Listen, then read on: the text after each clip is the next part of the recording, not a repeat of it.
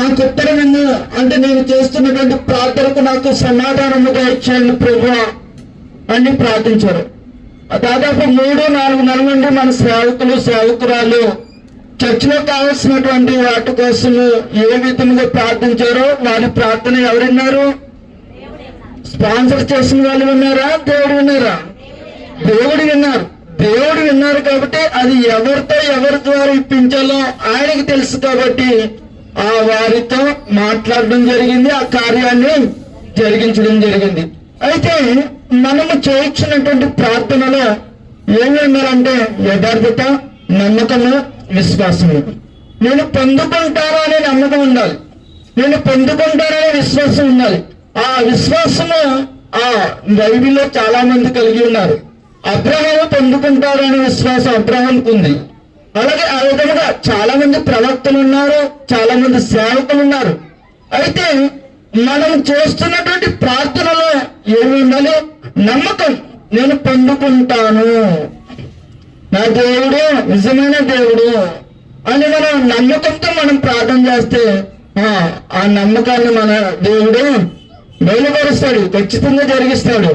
నా నీతికి ఆధారమైన దేవా, నేను మొరపెట్టినప్పుడు నాకు ఉత్తరము, ఇరుకులో నాకు విశాలత కలుగజేసిన వాడును నీవే, నన్ను కరుణించి నా ప్రార్థన అంగీకరించుము. అయితే మీరు చేర్చినటువంటి ప్రార్థనలో కూడా పొందుకుంటాను అని విశ్వాసంతో చేయాలి, నమ్మకంతో చేయాలి. ఎందుకంటే మన దేవుడు ఇచ్చేవాడే కానీ మనల్ని బాధ పెట్టేవాడు కాదు. అలాగని ప్రతిదీ కాదు. చాలా మంది ఏదో అడుగుతూ ఉంటారు. అయితే ఈ లోకానుసారంగా మనకేం కావాలో ఆయనకు తెలుసు. అడుగుడి ఏమన్నాడు కదా అని అన్నీ అడగకూడదు. ఏమడగాలి? పరలోక సంబంధమైన వాటి కూడా మనం అడగాలి. నేను యథార్థంగా జీవించే కృపను దయచేయండి ప్రభువా, మీ నామంలో ఎదుగుటకు మీ యొక్క కృపను దయచేయండి ప్రభువా. ఎందుకంటే అలా యథార్థంగా జీవించడానికి మనం ఎన్ని ప్రయత్నాలు చేస్తున్నా కానీ మనకు ఇక్కడ ఉన్నాడు. ఎవడు?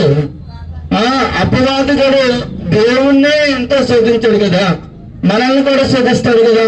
ఆ శోధనకు తట్టుకున్న శక్తిని దేవుడు మనకు అనుగ్రహించాలని ప్రార్థన చేస్తూ బలముగా మనం బలపడాలి సేవకులు. అయితే నాకు ఇచ్చినటువంటి చిన్న సమయాన్ని బట్టి ఈ వాక్యాన్ని ముగిస్తున్నాను. Thank you so much.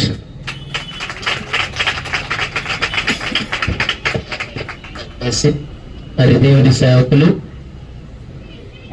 మరి అబ్రహాం పాస్టర్ గారు చక్కని 3 మాటలు, ముచ్చటగా 3 మాటలు, షార్ట్ అండ్ స్వీట్ అంటారే, నిజంగా చాలా చక్కగా ఈ 3 చాలా అద్భుతమైనవి, చాలా అద్భుతమైన మాటలు. నిజంగా మన ప్రార్థనలో 3 ఉండాలి. ప్రార్థన చేస్తాం కానీ మన ప్రార్థనలో 3 ఉండాలి. ప్రార్థనలో ఏముండాలో? నెంబర్ 1 యథార్థవంతుల. సామెతల గ్రంథంలో 15 అంటాడు, 15 యథార్థవంతుల ప్రార్థన ఆయనకి వచ్చిన చెప్పమ్మా. 15:9 చూడండి.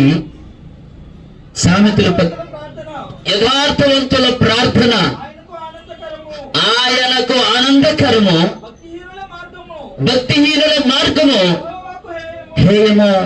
చూసారా?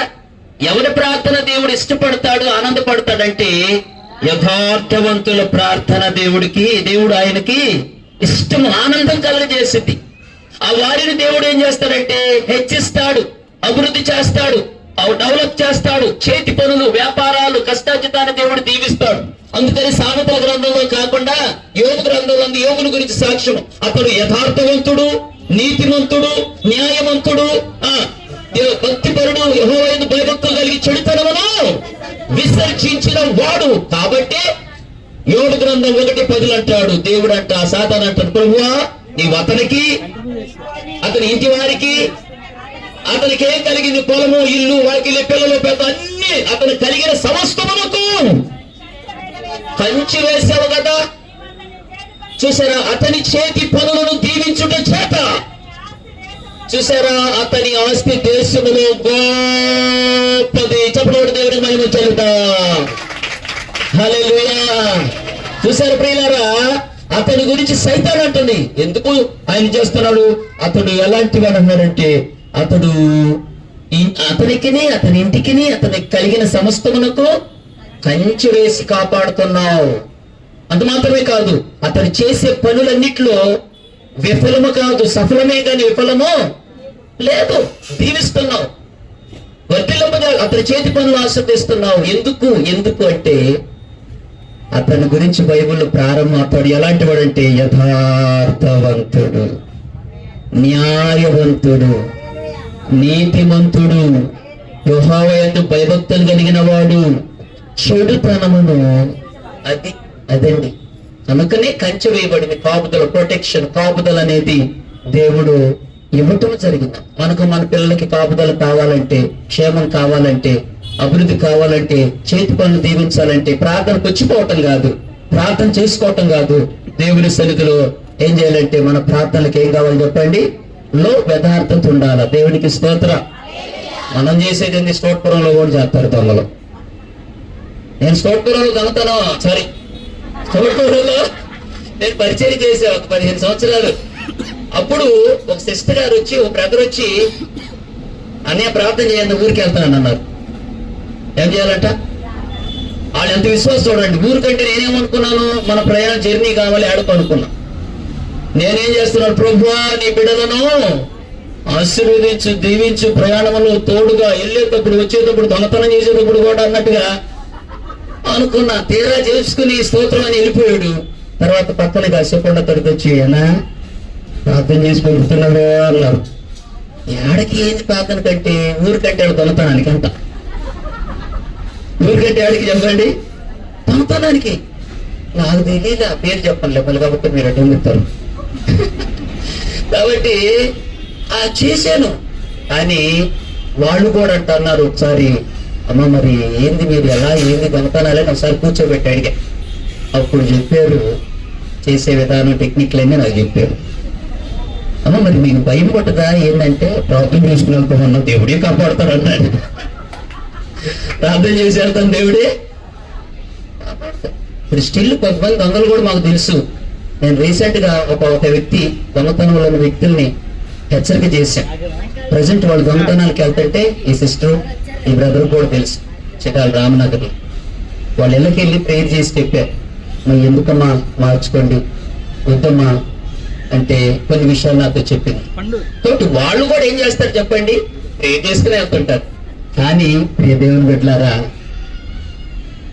ఆ ప్రార్థన యథార్థమైన ప్రార్థన అయి ఉండాల కదమ్మా.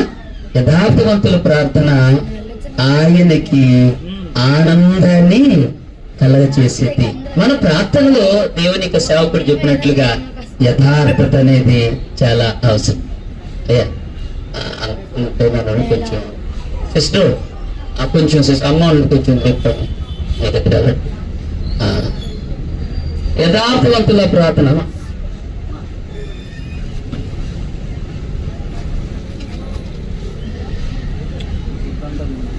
అద్భుతం చేయుమయ్యా నా జీవితంలో, నిన్నే నే నమ్మియున్నానేసయ్యా. అద్భుతం చేయుమయ్యా నా జీవితంలో, నిన్నే నే నమ్మియున్నానేసయ్యా. నిన్నే నే నాలో నీ వంటి వారు లేరయ్యా. నిన్నే నే నమ్ముకున్నాను, నీ వంటి వారు లేరయ్యా. హల్లెలూయా. కాబట్టి ప్రార్థనలు ఏముండాలంటే అమ్మా, యథార్థత ఉండాల. హల్లెలూయా. రెండవది ఏంటమ్మా? నమ్మకము. నమ్మకము నమ్మకము. చాలా మంది ప్రార్థన అయితే చేస్తారు కానీ ప్రార్థన చేస్తే రోగం పోతారట, వాడికి డాక్టర్లు ఎందుకు, మందులు ఎందుకు, ఇంజక్షన్లు ఎందుకు అనేవాళ్ళు కూడా. కానీ నువ్వు నమ్మితే ప్రభు అన్నాడు, దేవుని మహిమను నమ్ము, చూస్తాం. మనం కూడా నమ్మాం, ఇవ్వాలి ప్రభు అని. ఇచ్చాడా లేదా? ఇచ్చాడు. మనం నమ్మితే మహిమ ఇది మహిమ. కానాను పెండ్యూతులు మొదటి సూచక్రియ చేసి దేవుడు తన మహిమను బయలుపరుచుకున్నట్లుగా ఎప్పుడు మనం మీటింగ్స్ 3 రోజులు పెట్టలేదు, కానీ ఈ పబ్లిక్ మొదటి మీటింగ్ దేవుని చిత్తమో కాదో లోపల సందేహపడుతూ అనుకున్నాను. ఇది ఖచ్చితంగా దేవుని చిత్తమే. మీటింగ్ లో మొదటి సూచక్రియ ఇది మనకి. హల్లెలూయా, హల్లెలూయా. ఇక్కడ ఇయర్లీ వన్స్ మనకు జరిగే సూచక్రియలు మనం చూడబోతున్నాం. ఆమేన్, ఆమేన్. నమ్మకం, ఫెయిత్, విశ్వాసంతో మనం ప్రార్థన చేయాలి. 3వ మాట ఏం చెప్పాడు చెప్పండి ఏమా? 3వ మాట ఏం చెప్పాడు? ఒకటేమో మొట్టమొదటి ప్రార్థనలో, రెండోదేమో ఇంకో మాట అంతేనా? విశ్వాసం, యథార్థత, అంతేగా? విశ్వాసం. ఈ 2 దగ్గర సంబంధం అంటే ఈ 3 గనక నీ విశ్వాసమే నీ జీవితంలో అద్భుతము. చాలా చక్కని ఆ సందర్భం, యొక్క చక్కని కాన్సెప్ట్ బ్రదరు మన దృష్టికి తీసుకొచ్చాడు. మరి వాస్తవంగా అయితే దాని గురించి కొనసాగిస్తే బాగుండేది. ఏదేమైనా మన జీవితంలో మన ప్రేయర్ లైఫ్ లో కూడా ఈ 3 అనుభవాలు కలిగి ముందుకు సాగుతాం. మరి ఈ సమయంలో మనము దేవుని యొక్క సన్నిధానంలో మరి చిన్న ప్రార్థన చేసుకుని మరి ఈ కార్యక్రమాన్ని ముగించుకుంటే ఇప్పుడు మనం భోజనాలు మనం అనుకున్నాం కనుక ప్రేమ మరి ఈ కార్యక్రమం ముగించుకోవాలా. ఈ రోజు ప్రత్యేక కార్యక్రమం ఏంటంటే మన తల్లి ఆగ్నేశ్వరం గారి పుట్టినరోజు. గట్టి చప్పట్లు కొట్టి దేవుని కనపడతారు. మరి తల్లి కోసము మనందరం కూడా ప్రార్థన చెయ్యాలా. ఎందుకంటే ఒక నిమిషం తీసుకొస్తాం. తల్లి కోసం ఈ రోజు చర్చి ఇక్కడ ఉందంటే, చర్చి ఇక్కడ ఏర్పడిందంటే గల కారణం మన మైండ్ లో లేదు, నా మైండ్ లో లేదు. మన చర్చి గంగమ్మ గారు మనకి ఎవరికన్నా మైండ్ లో ఉందా రాజీ? ఎవ్వరికి లేదు. ఎక్కడ పెడతామని మాకు ఆలోచన లేదమ్మా.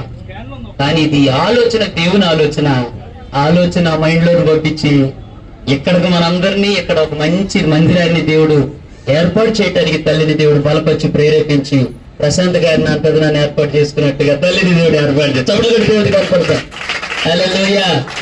వాస్తవంగా ఈ ఏర్పాటు చేయడానికి ఒక కారణము, మనం చాలా తక్కువ మనం కొన్ని మెటీరియల్, కానీ ఇవన్నీ కూడా మరి అమ్మ చాలా ప్రయాసపడి ఏర్పాట్లు చేయటానికి, ఇవన్నీ కూడా కన్స్ట్రక్షన్ చేయటానికి ఆంటీ పూనుకుని మరి నిలబడి మరి దేవుని సన్నిధిలో చేయటము జరిగింది.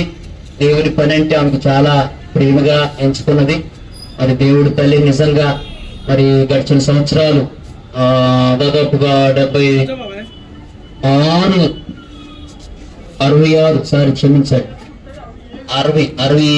పూర్తయి 7లోనికి రావటం జరిగింది. దేవుడు ఇచ్చిన దయాకిరీటాన్ని బట్టి మనం ప్రార్థన చేద్దాము.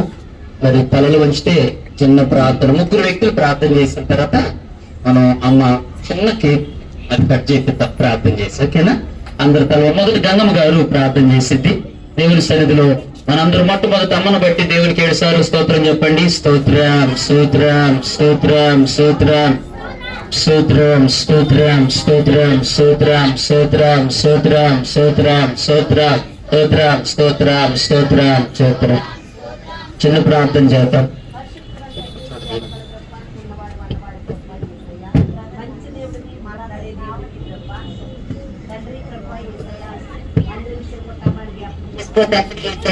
నువ్వు జీవం గల దేవుడివి, జీవాధిపతివి తండ్రి. మేమైతే ఉట్టివారి మట్టివారి మంచి ప్రభా, ఎందుకు పనికిరానోళ్ళవి, పనికొచ్చే పాత్రలుగా నీ బిడ్డలుగా చాలినంత దేవుడిగా సహాయం చే ప్రభా యేసయ్య. తండ్రి మేము చెదిరిపోతాం అనుకున్నాం ప్రభా యేసయ్య. నీ బిడ్డలుగా బతకాలి, నీ బిడ్డలుగా నేను అంటు కట్టుకుంటే జీవితాలు నువ్వు దయచేయి. మందిరం ఇచ్చిన కుటుంబాలు జ్ఞాపకం చేసుకో ప్రభా యేసయ్య. మంచి దేవుడివి, మాట్లాడే దేవుడు ప్రభా. మేము ఎలా ఉంటామని మేము అనుకోలేదు ప్రభా యేసయ్య. అడిగిన కంటే ఊహించిన కంటే అత్యంత మమ్మల్ని దీవించా ప్రభా. మంచి మందిరం కట్టుకోవడం సహాయం చేతండి ప్రభా. ఈ రోజు ఆ బిడ్డ